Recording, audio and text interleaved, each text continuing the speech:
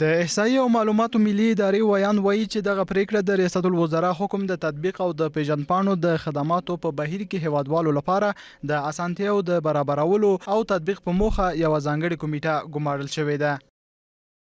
اول هغه بهرمیشتي افغانان چې د بهر هیواد اصلي معتبر اسناد یعنی زیګون کارت، پاسپورت، اقامې سند، لایسنس او آی ډي کارت ولري او له هغې سره سم په حضوري بڼه په لومړي ځل د نوي کاغذي یا الکترونیکي تذکرې او زیګون کارت د اخیستو او تاییدۍ لپاره د دې ادارې د نفوسو د احوال ثبتولو مرکزي او ولایتي دفترونو ته مراجعه کوي. له یاد اسنادو سره سم د ټاکل شوي حضوري فیس یعنی 1000 افغانۍ مطابق ورته اجراات کیږي.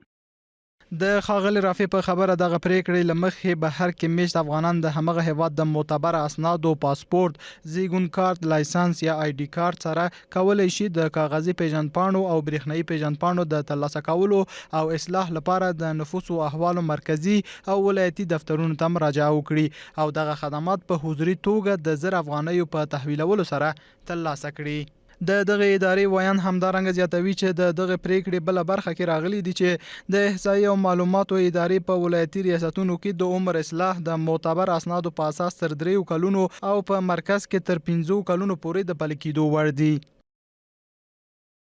د 1404 کال له پیل وروسته په ویشل شویو تابعیت تذکرو کې که د کارکوونکي له لوري تېروتنه شوې وي په هماغه مرجع کې ورته اصلاحي خدمتونه ترسره کیږي. په ولایتي ریاستونو کې د عمر اصلاح د احصایي معلوماتو په ولایتي ریاستونو کې د تعلیمي، تحصیلي، پاسپورت او بهرنیو هیوادونو د اصلي پاسپورت، آی ډي کارت، زیګون کارت او تعلیمي او تحصیلي اسناد سره سم په حضوري بڼه تر 3 کلونو پورې د عمر اصلاح ترسره کیږي. همدارنګه له یوې ډیرو تذکرو په لرلو سره هم تر 3 کلونو پورې عمر د اصلاح وړ دی. د احصایې او معلوماتو ادارې همدارنګه ټینګار کړی چې د دویم ځل لپاره د پلار نیکه نوم او اصلي سکونت اصلاح د عمل کېدو وړ نه دي او همدارنګه د بهرنیو هیوادونو د نویو کیسونو په اساس اصلاحاتو لپاره اجازه نشته.